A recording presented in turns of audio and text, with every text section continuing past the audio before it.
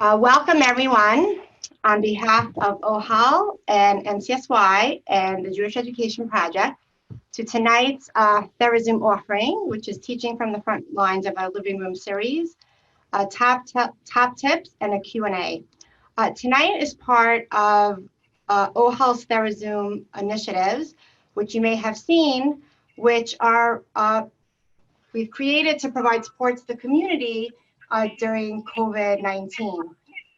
A lot of our Zoom initiatives provide support like in a broad sense in terms of doing a lot of work on grief and anxiety. We have several groups that are currently running right now for people who've unfortunately experienced losses due to COVID-19. We have several parenting groups running and a lot of other individual crisis work that's being done. And the goal really of Zoom is through all the isolation to bring people in common situations together. So just to give you a little bit of a sampling of some of the offerings that we have coming up in the coming week.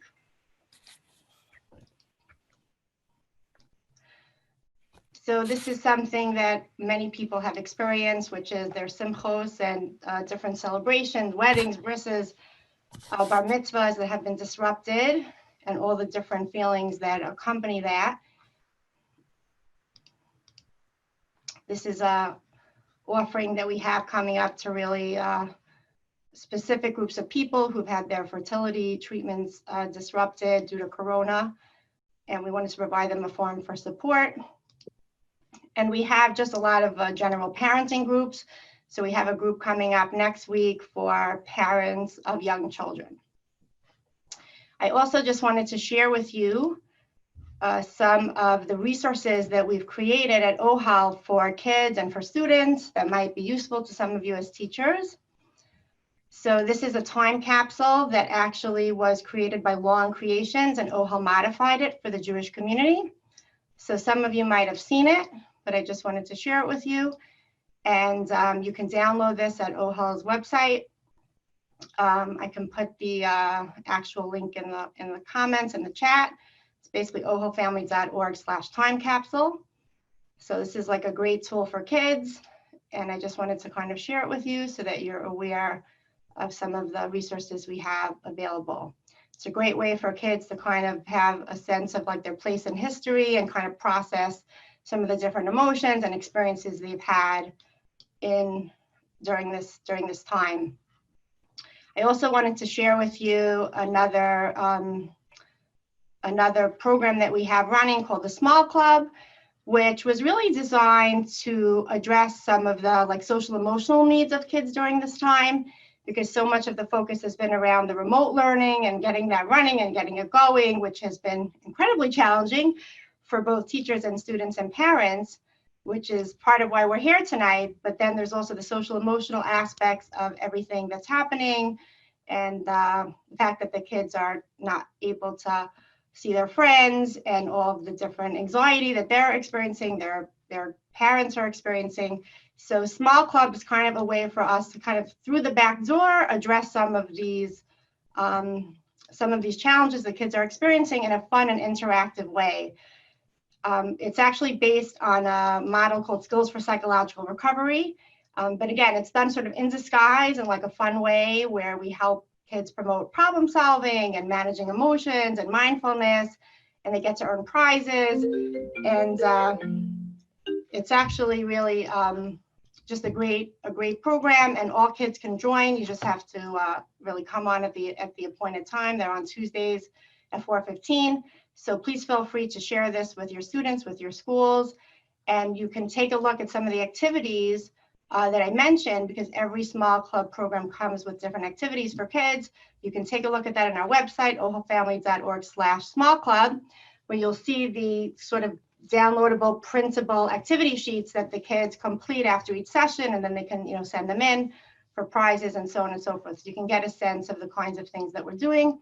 So I just wanted to share that with you. Okay, and now we're going to move on to the our main part of our presentation. Tonight's Zoom is for you, for the teachers. And I myself am not a teacher. I'm a parent. And I actually wanted to share this meme because so many of us have used humor as a coping mechanism to get through this time. And we as parents have really seen firsthand how incredibly difficult the job of a teacher is. And Ohel really wanted to provide a forum for you as teachers to hear from each other, to get support, and to exchange ideas. I can tell you personally how awed I have been by my kids' teachers over the last couple of months, how they have gone above and beyond the call of duty in so many ways, while themselves dealing with so many of the COVID-related stressors, and in many instances, homeschooling their kids themselves. So what I have seen, and I'm sure so many of you can relate to, is some of my kids' teachers have sent emails at 11 at night or 12 at night or 1 in the morning, just to, because that's probably the first chance that they've gotten to get around to doing everything that they need to do, but yet they do it. Their dedication is such. And I have seen teachers drop off Lag BaOmer retreats to my kids' homes and manage to pull off virtual color war, which has really engaged my kids. I have to show you something that one of my kids' teachers created, which I just thought was really so incredible, because us parents, especially who are working at home, have a really hard time getting organized, keeping organized, getting our kids organized, and getting ourselves organized. And just the trouble that this teacher went to create this visual, to really organize the parents, organize the kids. It's really just incredible. And we really recognize the dedication of all of you teachers, what you have been doing during Corona, and really how much it must be taking a toll on really all of you. So we recognize it and we thank you. And we hope that tonight is going to give you some tips and tools to stay motivated and engaged through all the uncertainty. And now it is my pleasure to introduce our first speaker of the evening, Racheli Gross. Racheli Gross is someone who I connected to really originally as a parent, and then we brought her on here on behalf of Ohel. Racheli is otherwise known as Corona Mora. She is public school principal at the Malvern School District, and there have been many things that have been quite unexpected since COVID-19 happened. And I think Racheli herself will be the first one to say that she was not quite expecting herself to be this Instagram sensation at Corona Mora with thousands of followers, but that's exactly what she has been. She's been providing a lot of on-the-ground help and support to thousands of homeschooling parents since all of this happened.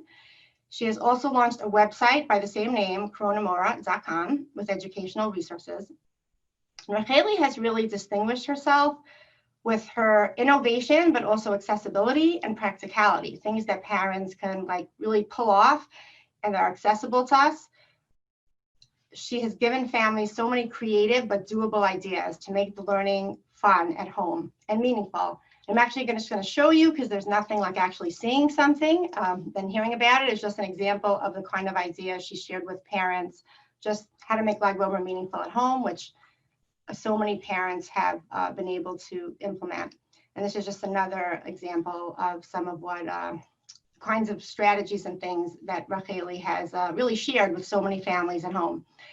Racheli has 2 master's degrees in creative arts therapy and elementary special ed from Hofstra University, and she's a Johns Hopkins doctoral candidate. And it is my pleasure to introduce her to you tonight. Racheli. Thank you so much. What an introduction. I really appreciate it. First of all, I just want to thank, Ohel and Tzivy for, finding me and inviting me to tonight's forum. It really is a pleasure and an honor. I don't know if any of you have seen the Instagram account Corona Mora, but it's a newfound passion of mine, is to help everybody through this crisis of at-home learning and crisis schooling.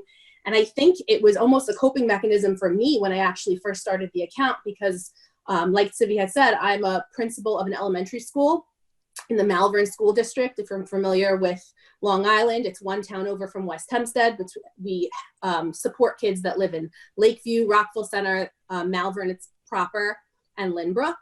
And my school is 3rd, 4th, and 5th grade. I have 400 students, which means 400 families, about 50 teachers, support staff. And just like all of you, we had been faced with this unexpected school closure, overnight having to develop a distance learning plan, rethink everything that we do, train on the fly with very, very little preparation overnight, just like all of you. So before I go into those, tips that I prepared for tonight, I just have to give you a virtual round of applause for the work that you have been doing. And I know that, sometimes teaching can be a thankless job, and I don't think that anyone can walk away from this experience underestimating the power of live interaction with students, the importance of teaching, the career that you have chosen as superheroes of instruction. I think if there is a silver lining to all of this, is that proving to the world that teachers are important and teachers matter, and that you really are a cornerstone in child development. And I want to just be, specific when I tell you all that when I refer to what we're going through, I never like to use the word homeschooling. I think the first 2 weeks that I was doing the Corona Mora Instagram account and I was doing the, sharing tips and ideas, I was referring to it as homeschooling. There was even an article that I wrote in 5 Towns Jewish Times, and I cringed once it was published, because over the course of 1 week, even the language had to change, because this isn't homeschooling. Homeschooling is when the parent designs the curriculum, the parent chooses what the content is going to be delivered, and that's not what's happening. You are preparing the lessons and you are planning the curriculum for the parent to implement. And this isn't a parent choice. So I'm trying really hard to make sure that when we do talk about it, and when I have PTA meetings and I have, forums with my parents, I kind of want to remind everybody this is not homeschooling. So Tzivy told you a little bit about my background, and I think I'm going to dive right in, because I think we want everyone to be able to speak, anyone who was invited, and then we want to get straight to the Q&A, because it's important for your voices to be heard. So I would say 5 tips would have been different 6 weeks ago, probably would have been different 3 weeks ago, and they're clearly different tonight. Because tonight we find ourselves in a very unique spot. Depending on where you're all calling in from, I know you're teaching in different counties, you're probably coming in from different states. We have a variety of schools represented here, but for most of us, if we haven't already heard that the school is closing for the rest of the year, that news is probably coming soon. So we're in a really funny position now. How do we maintain the morale, the positivity, when we know that we're not going back? It's kind of like, what is all of this for? And what is my role as a classroom teacher in this bizarre limbo that we're in right now? So the first thing I just want to give over is that you need to plan for today. There are so many what ifs, there are so many unknowns, there are so many questions and speculations about what summer is going to look like and what September is going to look like.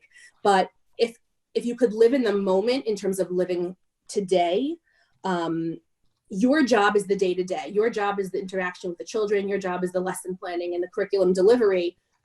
I don't know if we have any administrators here present, administrator to administrator, I want to say that's our job, to plan big.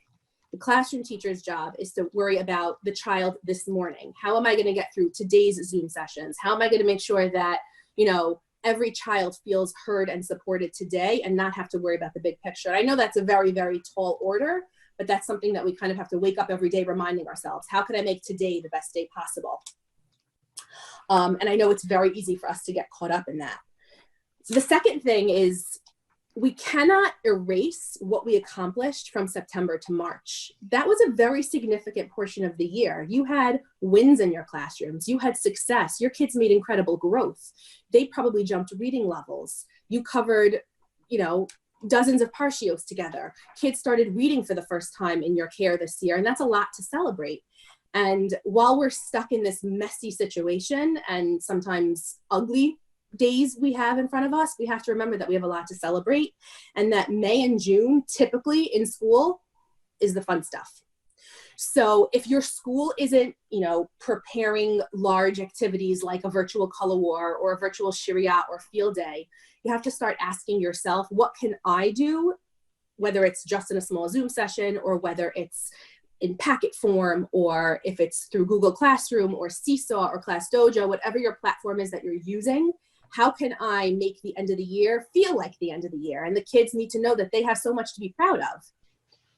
Everything that they accomplished before March, and then how they adapted from March till now. And I think that's really important. And if your school isn't planning anything, I want to empower you to approach your supervisors, approach your administrators, ask them, say, I heard another school is doing this. Is this something that we can do as well? And if you don't feel comfortable doing that, or you are turned down, there are ways that you can, celebrate that in your own room. And we'll get to those ideas and how you find them on my tip number 5. But if I go to the next idea, is be prepared. And what I mean by be prepared is be prepared in terms of responses and knowledge and what your school and how your school is handling things. I'm not talking about the summer, and I'm not talking about reentry, and I'm not talking about reopening. I'm talking about right now. Make sure that you are very well aware about grading policies for the spring. Make sure that you are very well versed in understanding how materials are going to be picked up and distributed at the end of the year. Those little things will empower you to empower your families to feel like you got this. So it's not about the big picture that you have to know every answer for. Again, you can leave that to the administrators, but it's the minutia. So make sure that if you are having virtual faculty meetings, ask those questions so that you can answer those confidently to your parents. And if you haven't talked about 4th quarter grading, and if you haven't talked about materials pickup, now is the time to raise your hand during those faculty meetings and ask about those things, because you will be asked. So it's not big picture, think small picture, think, the same questions that your parents would ask you at the end of a typical year, just be prepared to answer those. And beyond that response, you should also be prepared to be able to say, that is beyond me, and now you need to address my supervisor, or now you need to address that question to one of the higher ups. I know that a lot of us are being pressured by administration to continue curriculum and make sure that the lessons are new. But if there's one thing that, I'm telling my staff, and I'm hoping your your supervisors are telling you the same thing, and so are your principals, is that the focus right now should be on 2 things, and that's skill maintenance and human connections. Because we need to make sure, I'm not a mental health professional. I'm no mental health expert. I work with children, and it's almost like you cannot differentiate the 2. If you work with children, you are by default trained in mental health, because you're constantly, working with children and their emotions. So if we can worry about skill maintenance, we don't want the kids to regress. We don't want them to, there's going to be a little bit of a disadvantage starting in September. And I don't mean an individual disadvantage. In general, I think, obviously curriculums and expectations and benchmarking is going to have to get pushed back a little bit, because we're going to see regression, especially in reading skills. But if you can maintain what the kids already have, then you're already in a great spot. And the second thing is human connections.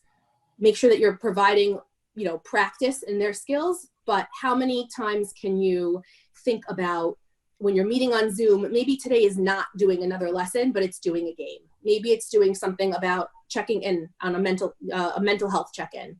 Maybe it's having the kids share a story about what's going on at home. And I'm sure most of you are doing this already, but I do think that the shift can become more of that as we get to the end of the year. And then finally, if there's anything I could, stress the importance of, is expanding your professional learning network and your professional learning circle. We are in the digital space, whether we like it or not. We have been forced here. I mean, we are in a digital platform right now. So get yourself into those teaching Facebook groups. Put yourself on Twitter. That's where the educational professionals and educational research is shared. Follow smart people. Follow fellow educators. Follow educational institutions and organizations, because that's where the ideas are. I spoke a little bit about before, how to keep it fun and alive. Just off the top of my head, if you're not already in the Facebook group, Amazing Educational Resources, or Teaching Through the Pandemic, then run, don't walk, and get yourself in that group, because that's where ideas are shared. Whether it's the sharing of apps or simple thoughts, or, Google Classroom tips, or how to work out a kink and seesaw, it's expanding your professional learning network beyond just your building and your school. And it's really, really, really important to do that just professionally. And I think those were my 5 top tips for where we are now. Okay, everyone. So thank you. Thank you, Racheli. And I just want to say, I'm so sorry, everyone. My screen share wasn't working. I can't really blame it on the technology. Actually, I think it was me. I just don't have a lot of luck with screen shares. Very quickly, before Carly starts, I am going to, because a few of you messaged you'd like to see some of the offerings. So I am very quickly going to show you some of those, and then we will move on to our next presenter. Okay, so again, I apologize. So these were the TheraZooms that I was referring to. Okay, so everything could be accessed on Ohel's website. And or if anybody has an interest in anyone in particular, you can send me your email privately and I can email it to you, the flyer. This is the time capsule, which is one of the resources that I had mentioned, which I think is really, really great for schools.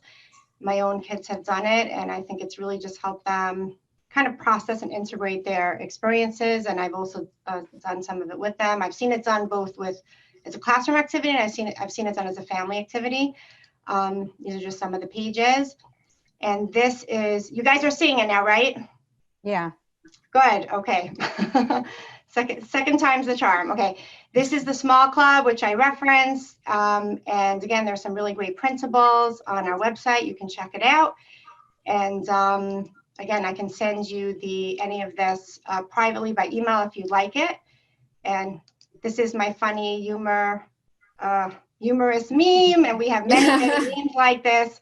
Or I'm trying to stay away from the memes that make it seem like, you know, teaching has aged me, 95 years, because my kids get very insulted when they see me sharing memes like that. So I'm trying to stay away from those, but we all need a little bit of humor to get through the day.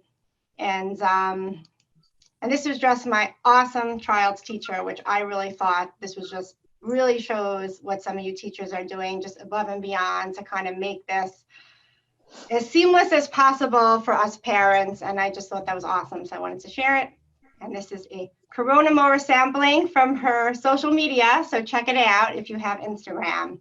And that was pretty much it. So, so now you've seen it all. And again, if anyone is interested in any of these offerings, I'm happy to share. Okay, so now moving on to our next presenter, who is a dear friend and colleague of mine, Carly Namder, really a kindred spirit. Carly is the Director of Guidance at Hal Middle School, and Carly has partnered with Ohel in piloting a middle school anxiety prevention program that has actually ran for the last 2 years. And I have a feeling we're going to be needing, unfortunately, a lot more of it in the coming months. Carly has a master's in school psychology at Touro College, and she's completing her doctoral studies in Jewish educational leadership and innovation at Yeshiva University. Carly has a passion for integrating Jewish education and mental health, which really, I think, gives her like a unique perspective, I think, to help all of us through this and to help school communities. And she is most recently the recipient of the Jewish Education Project Young Pioneer Award. So please welcome Carly. Okay. All right. I don't have a magic wand or a magical solution for how we're going to end the year strong. But what I am going to be talking about tonight is some of the tools and some of the tips that I have that I'd like to share with you in terms of how are we taking the emotional pulse and temperature of our students and, really bolstering the relationships that we have. And I'm going to talk about some other tools and tips in order to really keep social emotional wellness, at the focus of everything. So I think it's really no coincidence that May is Mental Health Awareness Month. And we're really, like Racheli just said, we're living in a time where mental health and education are so intertwined, especially now. And I just want to say express some gratitude to Ohel for the incredible work that they're doing and the Jewish Education Project for destigmatizing mental health and really providing so many resources to so many people at this time. And I want to just start by, and Racheli also just touched on this, that so much of education is about relationships. But I also think that, we often think of ourselves as thinking creatures that feel, but really I think that we're feeling creatures that think. Emotions really affect our ability to store, process, and absorb information. And we know from so much research that's out there that that learning is really a deeply emotional process. And it calls on areas of the brain that really intertwine cognition and and emotions. Positive emotions really enrich our cognitive functioning. And when we feel these positive emotions, we're available to brainstorm, our creativity can be sparked, our memory is more accessible, and we're able to multitask. And that applies to teachers, and that applies to educators, that applies to administrators, it applies to kids, it applies to all of us. So we know that we can't put one foot forward in front of the other when our emotions aren't in check or when we're highly aroused. And what I want to focus on talking about tonight is really how we make education something about growth. I think that, at this time, we're really living through a process. And when we talk about the idea of resilience and growth, we're talking about not just overcoming, we're talking about the idea of becoming. And really, let's keep the focus on maintaining a pulse of where our kids are at, where we're at in terms of social emotional wellness, and how we can move it forward and make this a time of growth. Dr. Novick, my professor, said, so wonderfully last week that whenever we're tapping into the social emotional competencies of kids, whenever we're tapping into their self-awareness, whenever we're talking about being more self-aware, how we manage ourselves, our social awareness, when we talk about decision making and our relationship skills, anything that we're doing in that realm, we're automatically already tapping into the social emotional wellness and well-being of our students. And I want to just touch on an idea about stress and resilience. And, many parents think, and many educators think, and many of us think that stress is a bad thing. But I think that, if you're reading any of the literature that's out there, you'll see that stress is not poisonous. Stress is actually a tool that can make us work harder. It can make us be more vigilant. It can actually push us to achieve our goals. Yes, it can be damaging if we're living through so much stress, but really stress is to mental health and resilience, like exercise is to body health and fitness. And I think now is a time when our students and us, we're all seeing that, yes, we're experiencing stress, but this is something that is actually helping us grow. And I think that as educators, it's really an incredible opportunity to be able to teach students through this pandemic. Our kids are going to go through stages of transition. Our kids are going to go through stages of change, of disruption and upheaval. And we, thankfully, are fortunate that we're able to guide them through this. We're going through this with them. We're all going through this together. And we can watch the things that stress them. We can watch the things that stress us, and we can learn and pull through with our strengths. And I think that as educators, we get to be there for our kids.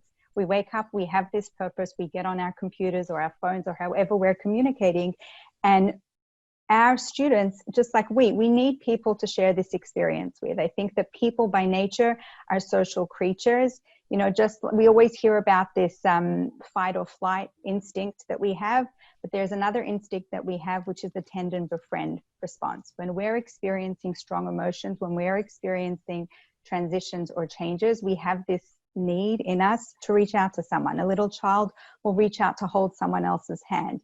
And I think that we get to be these people that are accompanying our students through this experience and also accompanying families through it as well. I think that our students are really seeing that the more that we can stay regulated emotionally and the more we can stay calm, we can model that for them. I think that it can be a very healthy emotional balance that we help them achieve.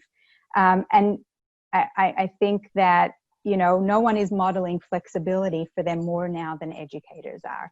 We're modeling flexibility. We're modeling this idea that we're being kind, we're being forgiving about our expectations, we're being compassionate to ourselves, and we want to show that to our students as well.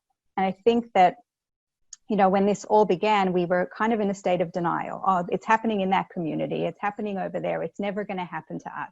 Until slowly, it's affecting all of us. It's, what my community where I'm from originally in Melbourne, Australia, it was affected one of the first there too. So I think people are seeing it affecting so many fronts. And I think that what's pulled so many of us through is that we realized, hey, this change is coming. We have to have some kind of autonomy over what's going on. We have to get a sense of control. And what are we going to do to move this forward? And I think the teachers and educators were the first ones to have to model that and pull through with that for everybody else around us. So I think we need to think about for a minute, what are the kinds of things and opportunities that school provides us, for our children? When we're thinking about camp, when we're thinking about school, because I know camp is on many people's minds right now, we're really trying to encourage in our students and in our campers a sense of independence, a sense of empowerment, a sense of overcoming, creativity, connection, meaning making, and fun. And I want to talk about a few of those ideas quickly and how we can bring them into our classrooms, and then just talk a little bit about our own wellness and health. I really feel that, like Racheli said before, relationships need to be the focus of everything right now. Dr. Pelkovitz always says that rules without relationships equals rebellion. And I think that our students are going to do best if they know that the educators that are face to face with them every day are people that care more about their social emotional well-being than their grades and how they're handing in their assignments. And I've spoken to numerous educators in different communities, and I'm really proud to say that I have amazing colleagues at HALB that are taking the time, some of whom may be on tonight, that are taking the time to really take the emotional pulse of their students, pausing mid-lesson, end of the lesson, and just saying, hey guys, let's take a mental health moment and let's check in with each other. And because you're not necessarily the identified mental health person, they may actually open up more to you than to others. So I think that really puts you in the front line, and really you have an incredible connection with the students that they may feel more comfortable opening up to you. So I do really believe that, good relationships at school, we know the research tells us it leads to better psychological functioning. It leads to an enhanced sense of self-identity and greater resilience. And I think that this will be one of the things that will pull our students through. Same for us, the quality of our relationships are really one of the strongest predictors of resilience. And I think that we really need other people to share this with. So whether it's your group that you have, like another group of educators, we share different things with different people. Our students need people to share what they're going through with, whether it's their peers, whether it's in class, and teachers themselves need their own group of people to share with. And loneliness really can dampen our immunity. So the more we can bolster a sense of connection, not just from us to our students, the more that we can inspire that connection within our classrooms as well, between others, I think that is something that is really, really key. I think encouraging a sense of community within your classroom itself, really spotlighting the fact that we want to honor the kids that are coming to our screens every day. We want to allow them to shine. We want to allow them to bring a part of themselves that wouldn't normally be in a classroom now and bring it to the screen. Now that they're home, we can take advantage of that. And we want to really encourage the collegiality and the connections within our classrooms as well. I think that kids often come to school and the routine that school provides them with provides them with a sense of security and a sense of safety. And we really might not know what's going on in our students' homes. We might not know what's going on in our colleagues' homes. So we can't assume that, children have that sense of safety right now at home. Families might be going through a lot right now. You may be able to provide that sense of safety to your students because you're that familiar face, that calming presence that really can foster that sense of, I'm here for you, that your students feel. So I think that that's a really, really important thing to keep in mind right now. And I think that we need to keep the lines of communication open.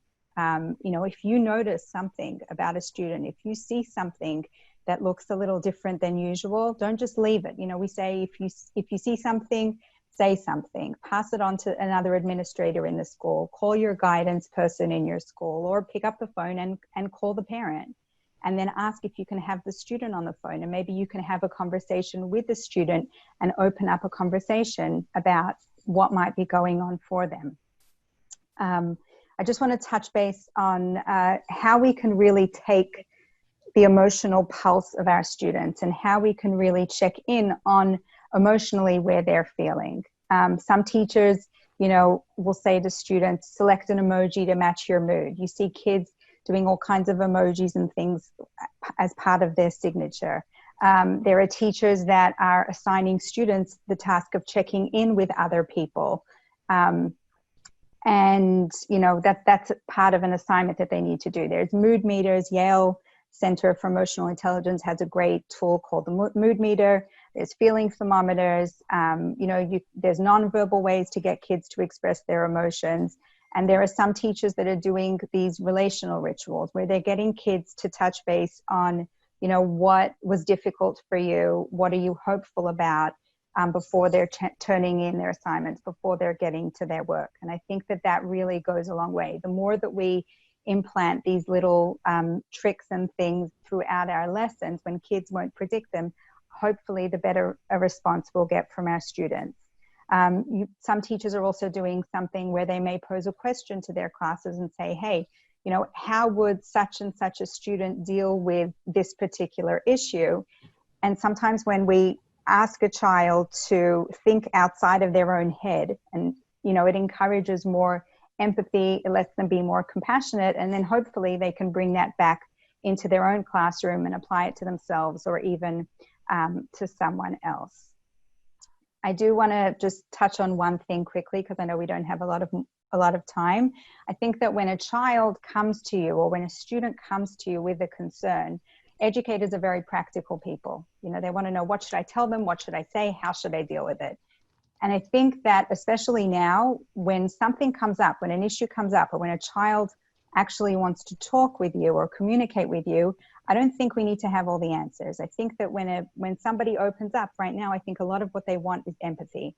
And just being with them and validating what they're experiencing and what they're expressing can really help. And collaboratively, you would want to work with them to find some kind of solution. We don't want to jump in and say, oh my gosh, that's terrible. I can't believe what you're going through. Here's what we're going to do. And then stifle them with every single option under the sun. You just took away their moment. You took away their problem. We want to work with them and help guide them through whatever they're experiencing. So I think that that's something really important to consider. I just want to touch on the idea. So I've spoken about taking the emotional pulse of your students and relationships. I want to talk just quickly about the idea of purpose and meaning making. Really, that's an area that's really, really important. We need to look now as an opportunity for what are we learning from this experience, be more reflective, model that for our students. And model discussions about getting in touch with our goals. The end of the year is a perfect opportunity to do that, reflecting with gratitude on the year that was. Gratitude, the more we appreciate the good, the more the good appreciates, or something like that. I think Tal Ben Shachar says that basically there's this idea that we have so much to be grateful for, and when we express gratitude, it really does give us an incredible boost. And fun is something, like Racheli said, it's something that we really, really, we want to give the kids. Today, we just had color war at Halb. I always say that color war solves every kid's problems. I'm at Camp Kaylee in the summer for Ohel, and it was just amazing to see the spontaneous outpouring of strength and the unity that it brought forward from the kids. I really think that healthy distractions, getting them mobilized for the good, and really putting things on their plate in terms of, guys, how would you deal with this situation? What have we learned? I really think that kids are much more resilient than we give them credit for. And I see time is running out. I think I could keep talking, but I think we'll leave it at that. Okay, all right. Thank you, Carly. And now our next presenter, our final presenter before we take some questions, is going to be Rabbi Josh Gradauer. Rabbi Gradauer is the Director of Day School Engagement for New York and New Jersey NCSY. As such, he's responsible for some really cool programming like Escape the Zoom, Take Off on Escape the Room, and it's a lot of fun for kids. Rabbi Gradauer is a teacher at Yeshivat Frisch and Nala High School for Girls, and he's actually been a great partner with Ohel during this crisis and has led and facilitated many of our TheraZoom sessions. And we are very pleased to welcome him here tonight, Reverend Granger. Thank you so much, and thank you for the Escape the Zoom plug. I appreciate that. I'm gonna jump right in. I teach and work primarily with high school kids, but I can't help but make a few comments as a parent of younger children, of children in pre-K, kindergarten, and fourth grade. I'm not gonna embarrass anyone on the call who may be my student's teacher, but I do want to, I just wanna make a few comments about little kids. One is that for little children, it's really hard to get them on the Zooms as a parent. It's really hard. They don't want to sit in front of screens more than fourth and fifth graders or eighth grade, ninth graders. They really don't want to sit in front of screens. It's very hard for them to do that. That's number one. But number two, which is encouraging for teachers, and I really want to, I've shared this with my kids' teachers. Parents, I think, really appreciate when they see what their teachers are doing and what they're putting forth, even if the kids aren't always doing it and it doesn't seem that they're giving in the work or they're participating. I think that more than ever, parents are seeing what the teachers do. And again, there's always going to be the pessimists in the room, but I think that most people really are appreciative of the teachers and really see all the hard work that's going in. I've tried to express it to my kids' teachers as much as possible, but I think it's important to remember that if you teach younger kids, and even if you don't see the fruits of your labor always with the young kids, the parents really do appreciate it, even if they can't always get them on the Zoom or they're not doing exactly what you need.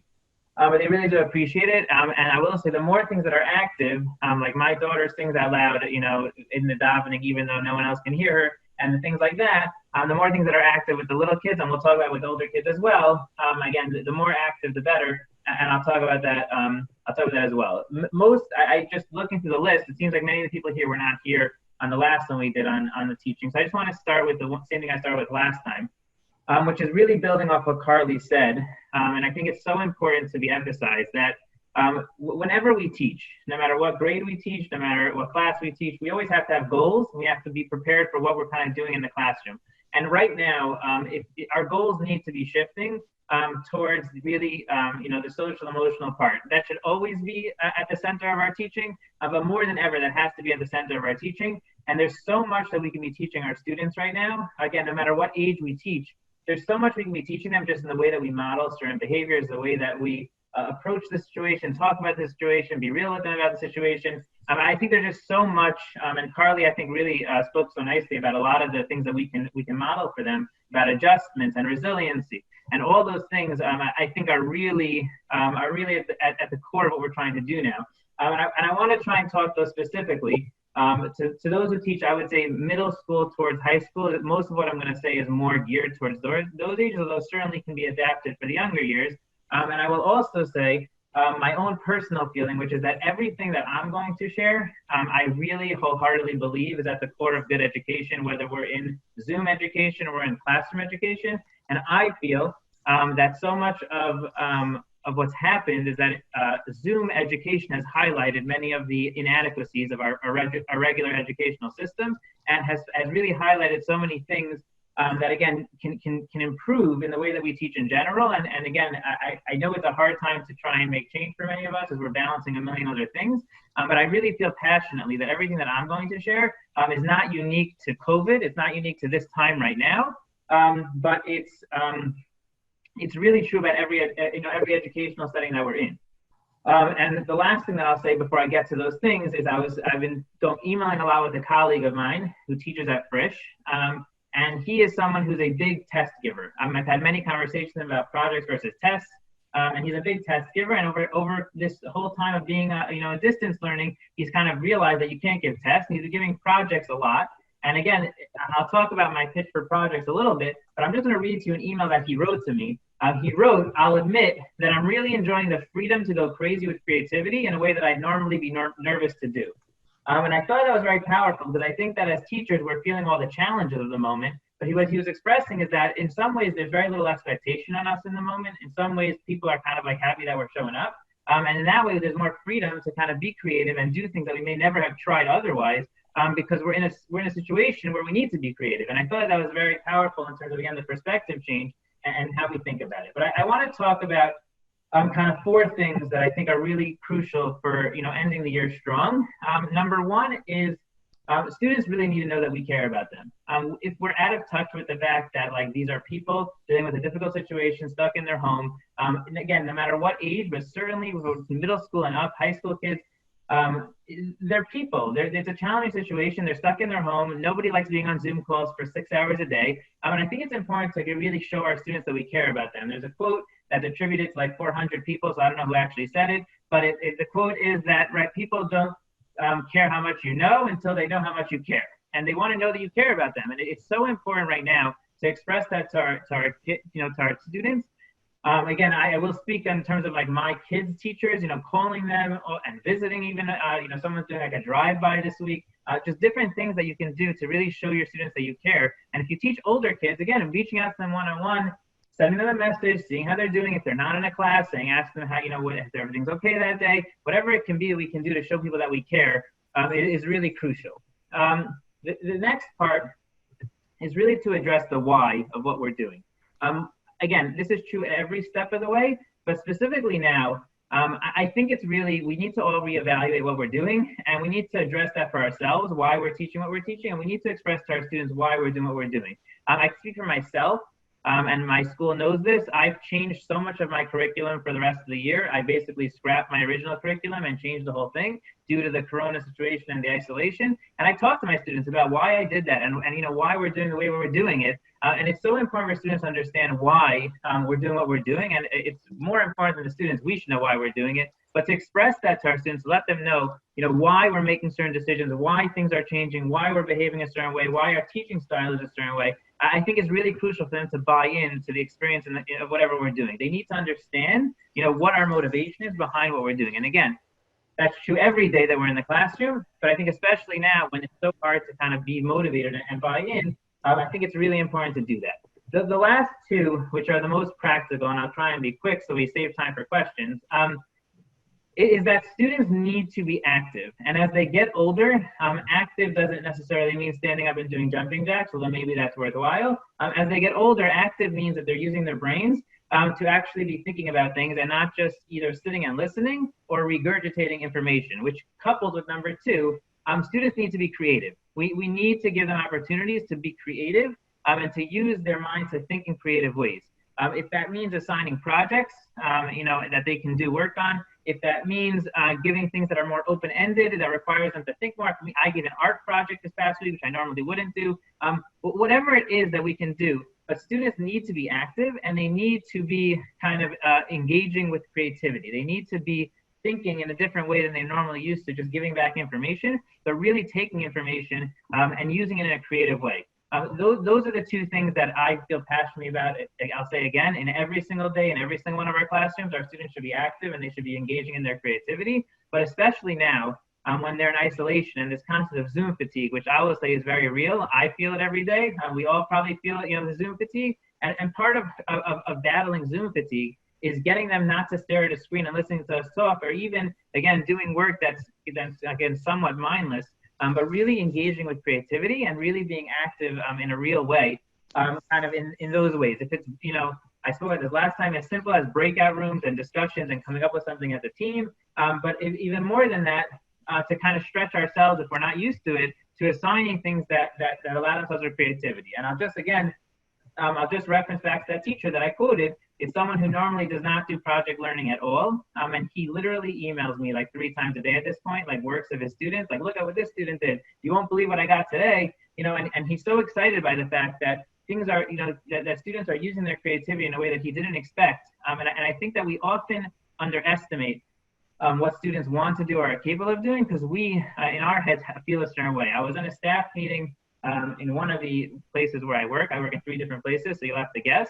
And someone was saying, like, kids aren't going to learn in June. And I was like, if we think kids aren't going to learn in June, kids aren't going to learn in June, right? If we think that kids are going to give up already, they're certainly going to give up. And my last thing is just in terms of ending the year strong, is that if we don't think, our kids could end the year strong, it's going to be a self-fulfilling prophecy. It's been proven time and time again by psychologists that our kids will live up to the expectations that we set for them. Our students live up to the expectations that we set for them. And if we feel they're not going to be successful in this environment, they're not going to be successful in this environment. And the more that we believe that we can create an opportunity in whatever way possible for them to be successful, that's how they're going to be successful. My last thing, again, just to end of the year strong, is really that we have to feel that we can figure out a way to end the year strong, to have the fun that Racheli was talking about and Carly mentioned, and to figure out ways to really believe that we can be creative and get them active and involved to end the year strong.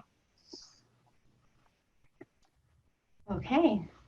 All right. Thank you so much for the grad hour. And now I think we'd like to move on to questions.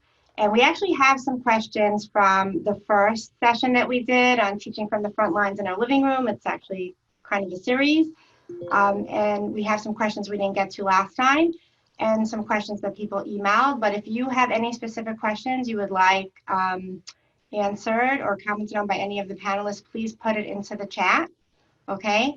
And then I'm just gonna, we'll ask now the questions we had really from before that were sent in advance. So the first one is, well, actually, I think some of them, I think our presenters touched on. So one huge issue for so many people is basically dealing with the open-endedness. How do I deal with the open-endedness? I don't know what's happening this summer. For some schools, there's even talk about having, you know, some summer schools. So like, how do we end the year strong when really there is no end in sight or no clear end in sight? So Racheli, do you want to take that one? Sure. I mean, I think I touched mostly on it in my tips, and that was, I know it's hard because, you know, you have your teacher hat and you have your, you know, your personal life and your professional life. And in our personal lives, we know that we're all freaking out because nobody knows what tomorrow is going to bring, and we don't know what's going to come out of the governor's mouth the next time he gets on the podium. But your professional hat and what you present to the children, and I think Carly touched on this, and I think Josh touched on this too, was that you need to show that brave face and show that positive energy so that they can, you know, feel confident that you have it together. We can, you know, there's this openness and there's unknown, but the kids can't know that. And I think part of that is also constantly reminding the kids of how proud you are of them, because what they're doing is not easy. The same way it's not easy for you as the teacher with all of these unknowns, it's not easy for them either. So, you know, I think, again, both panelists talk about this too, about getting the kids in on the conversation and talking about the why, and even sharing a little bit of your concerns with the kids in terms of not knowing what's coming after the summer or about next year. And you can also be honest and say, I don't know what's happening in September, and that's okay. But in the interim, we are going to do the best that we can. And I actually visited a classroom today. We're having our field day on Friday. We did a team reveal where we popped the balloons and the confetti came out on Zoom to know what team they were on. And it's been a whole big week-long process of excitement. So today I went into one of my classrooms, a 4th grade class, to just, you know, as a little bit of a pep session. And we had a whole conversation about the saying, you know, making lemonade out of lemons, and how proud I am of the kids for showing up on their classes, and how proud I am for them about staying home and not seeing their friends, because by them staying home, they're saving lives and empowering the kids that way. They felt really good about, you know, even the sadness that they might be feeling for not being in school. So it kind of is all enmeshed together with all of this unknown, is let the kids be part of the conversation about the unknown. But you also need to just worry your plans need to be worried about today. It's a lot of everything. So is there I hope that answered it. Is there anyone else that would like to comment on that? Any of the people here tonight, any of the teachers here? Anything you want to say? You could unmute yourself or put in the chat. So, okay, Dr. Blumenthal, who has done a lot of work in trauma and bereavement at Ohel, always talks about how bad news with certainty is sometimes easier than tolerating all that ambiguity and open-endedness. So it's so true, and how much more so for kids. But if we give them some, like what Racheli said, something actionable, some direction, something that can empower them within the uncertainty, then that's what we're able to do right now, you know, and also kind of modeling that ourselves.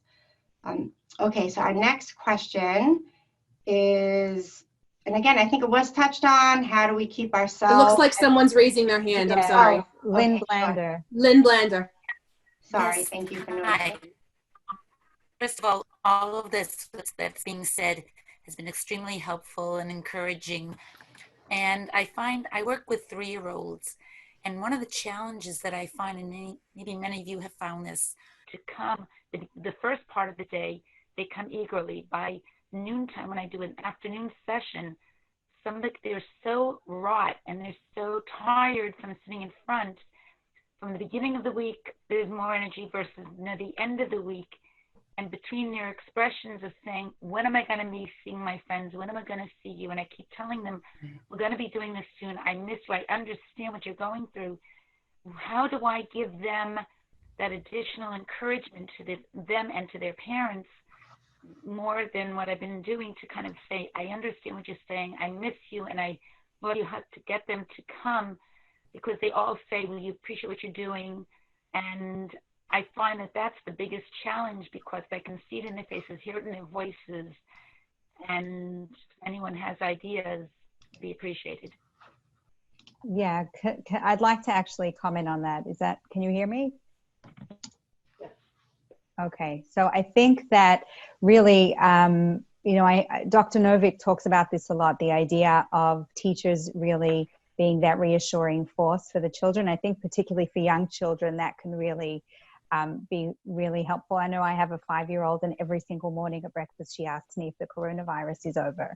And one of the things that I find is really, really helpful is that we try to be as calming as possible. And we try to say, I have the same question as you. And believe me, as soon as it's over, I'm going to let you know. That's what I tell my daughter. But I also tell her that, look at all the amazing people that are out there that are working so hard to figure out the right solutions right now. Look at all the doctors that are working so hard to keep all of us safe. Look at all the principals in your school that are working hard to make sure that when school opens, it's going to be as safe as possible. And I think providing that reassurance, especially at a younger age, can really pull them through. And you can also, there's also this idea of looking forward, talking about hope, talking about what do you miss most about school, or what is it that you miss? And then, you don't want to take away their feeling of longing for something or missing something, but we can talk about what are we looking forward to, and work with the child to, come up with a plan together of, how are we going to get through today? Or, maybe there's something that we can do that will help you for today. And I think that little kids especially, they're very much in the here and now. So when we work with them, when we pull them through the here and now, and we, look forward to the future and, instill that hope, I think it can really get us a long way. Thank you. I just want to piggyback one more thing. You said that there's like a Zoom fatigue in the afternoon versus the morning. Just consider, before you sign off in the morning, something little. When we meet in the afternoon, I want you to bring your favorite snack on Zoom, so that there's something that they're excited to come to the afternoon session with. And it could be the silliest thing. Find the smallest object in your house, just so that there's a sense of excitement to bring to the afternoon. Which I will often do that as an encouragement with them. And the parents say, well, he wanted to come or she wanted to come. And I'm very animated and very, which I do in general in my classroom. And I try to do all of these things that are mentioning. So I thank you for bringing these comments, to letting me kind of know that I'm on the right track and doing the right thing. So I appreciate that across the board. Thank you. Okay. I actually just want to mention, because I had mentioned before about the small club, but actually Ohel is starting a preschool small club specifically to kind of reach those kids like 3 to 5 that there isn't so much really out there for them, focus on the social emotional kind of piece. So there'll be like music and movements, and we actually got a grant from the city, so kids who pre-register will get like a supply box with scarves and music shakers and things that could be like interactive, like from both sides. So like kind of what everyone here said, activity and the things that you can do that are interactive and engage them. So we're going to try. So it's while supplies last, but I will also send that information out to you, and will be like another resource for preschool kids. And I am just going to say the research does show when it comes to preschool and trauma that their coping is very highly correlated to the coping of their adults around them, their caregivers and their teachers, and even the body language, everything, even more than what you actually say, but kind of how you say it. Obviously through Zoom, it's much harder, but that's also, you know, the calmness, the safety, you know, and the hope and the optimism and all of the things that really Carly spoke about, the focusing on the helpers and whatever, all of those things are very, very important, and they really are so tuned in, and really so much of their coping is going to sort of follow the coping of the caregivers, which is also why it is important to the extent that you can with especially the little ones have some type of, you know, parent engagement too, because the anxiety for the parents is just so high, and that does make it so much harder for, you know, for the little ones. So, okay. So I think if we have time, it's 10 o'clock, so maybe one more question. Let's see, there's a lot of questions here. So one, and I've heard some people say this, but one person sent in that what we're being asked to do with all of this screen time goes against everything I believe in as a teacher, that I value my students' social and emotional well-being, and keeping them on a screen all day really makes me feel like, you know, I'm going against sort of everything I believe in, all of my values. Like, how can I sort of come to terms with that and integrate that? So again, no easy answers. Does anyone want to tackle that?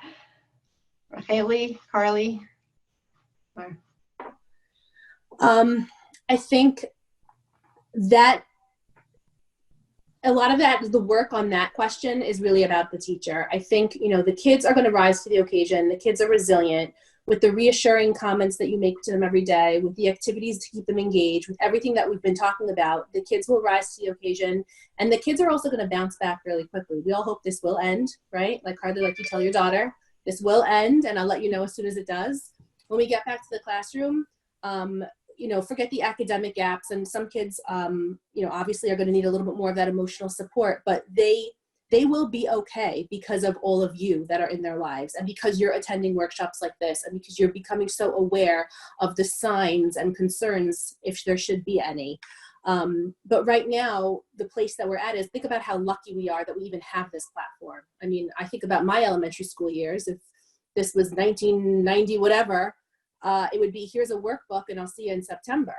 So, you know, we have to take the good with the bad. Yes, it's frustrating that they're constantly on screens, but the fact that we can emotionally, that we can, you know, have a human connection and have emotional connections via the screen, I think we have to take a look at the silver lining here, and how lucky we are that if this was going to happen, that this was going to happen in 2020 when we had these tools.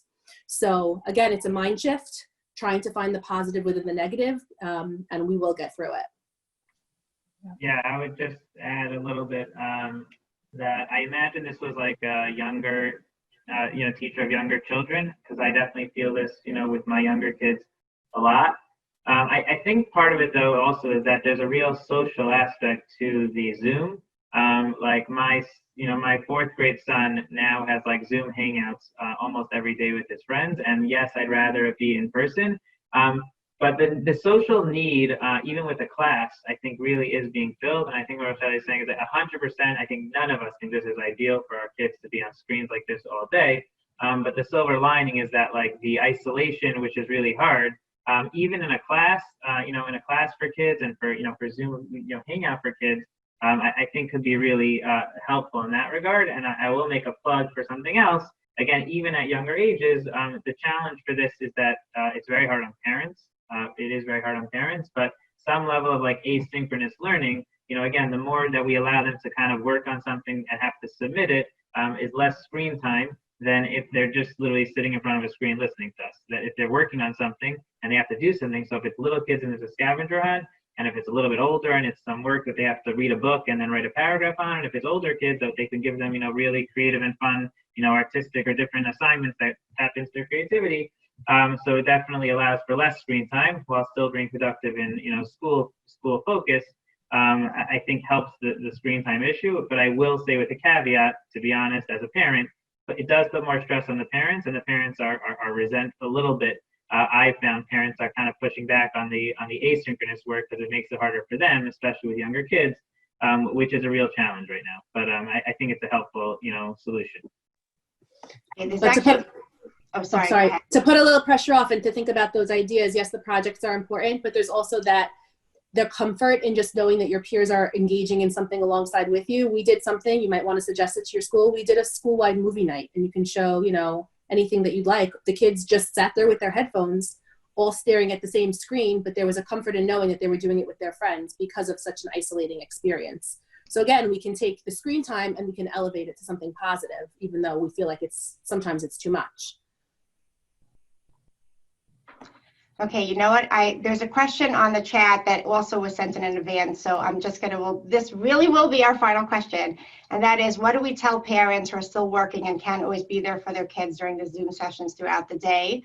That was the question on the chat, and one of the questions in advance was more so, how can we give feedback to parents who aren't able to be as involved without sort of parent shaming them or making them feel defensive? So it's kind of, I guess, two sides of the same coin.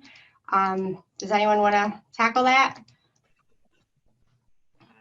I'm happy to jump in. I think, again, with a lot of these questions, the answer is very similar to me, which is be transparent and be open. That you can write at the beginning of the email and say, you know, or you know, these things may be better in a phone call if it's a kid who's really behind, but say, how have you been dealing with this? Has it been very hard for you? You know, are you putting it aside right now? Is it a focus for you? You know, I will say, I'll profess my own parenting. My child was not as on top of his work as he could have been, and I got a call from his Rebbe, and I thought that the Rebbe did an amazing thing. He started off the phone call by saying, just before I say anything, do you want to hear about how your son's doing, or are you too stressed to even know how he's doing in school right now?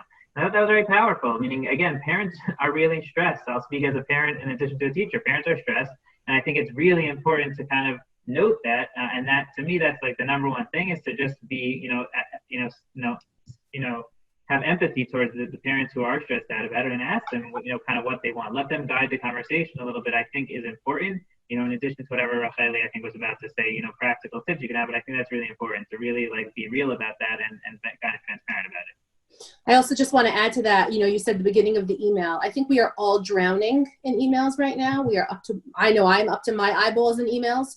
And just to give a practical example, last week I had a parent that was irate. The teacher got me involved, and I said, let's stop.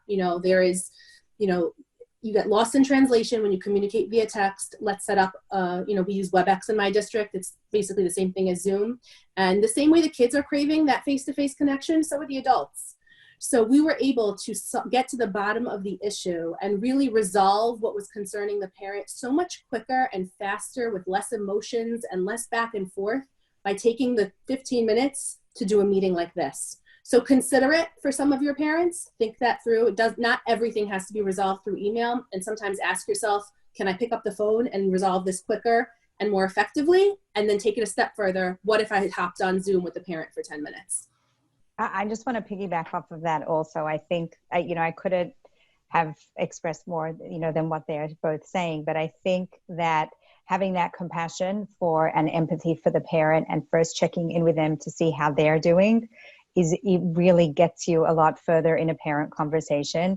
And I think also that your willingness to, speak to the parent and then get on the phone or get on a Zoom with both of them together to try to figure out a plan to empower the child, so that it's not you putting all of this on a parent, but it's a partnership and you're working together and you want to make sure that there are certain things in place to help the child. I think we want the child to be empowered, and with the parent on the side, it depends on the age of the student, but we really want the child to feel excited to come to class, and we want to be able to look for the positives. We want to also be able to praise soft skills with kids. We want to be able to praise the fact that they're coming to class on time, or that they're doing something. And when we catch them doing something good, we want to jump on that.